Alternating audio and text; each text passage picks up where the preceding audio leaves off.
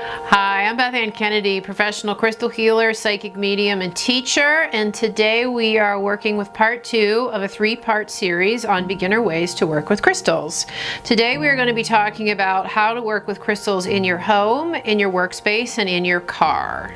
So one of the most common ways that people use crystals other than carrying or wearing crystals is actually to place them around their home. You can put them in your home to protect and clear against negativity, to actually physically protect your home, or to draw in very specific energies like love or abundance or peace or harmony. And they're great to put in all different rooms of your home and very different ways of doing that. Another great way to use crystals is to balance out the energy of the home, sort of in a style of feng shui. They can definitely be used to pull energy in different directions in the home.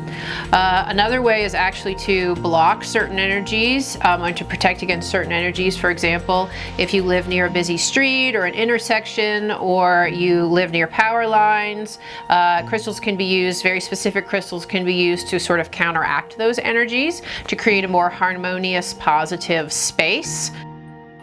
When you put crystals inside of your home, you could use the intuitive method and place the crystal wherever in the house you feel guided to do. Some crystals will obviously sort of really call to where they want to be. In addition to that, you could do research and see what crystals would work best in your home and what would bring certain energies and effects. You also may want to put very specific types of crystals into different rooms, depending how much you get into that. That's very feng shui-like in your placement of crystals. In addition to that, you can put crystals around the borders of your property.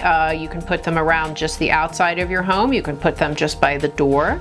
Some people like to put crystals by their electronics to protect them from the electromagnetic frequencies.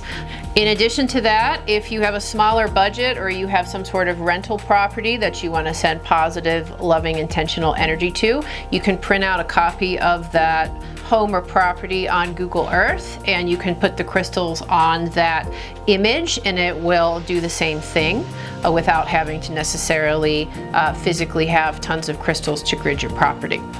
If you want to use crystals in your workspace, the same idea applies. You can figure out and research which stones would be best for you in that space, and you can put them around your office. If you have a home office, or if you work in a larger office and need to be discreet, you can keep the crystals in a drawer or in a hidden space that only you will see them.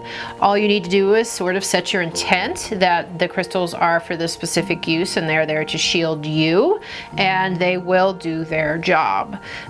In addition, you can bring crystals into an office space to create different effects in the office, which is positivity, positive group communication, cohesiveness, peace, and crystals can be used in that way in sort of a business or work setting to help bring in specific energies.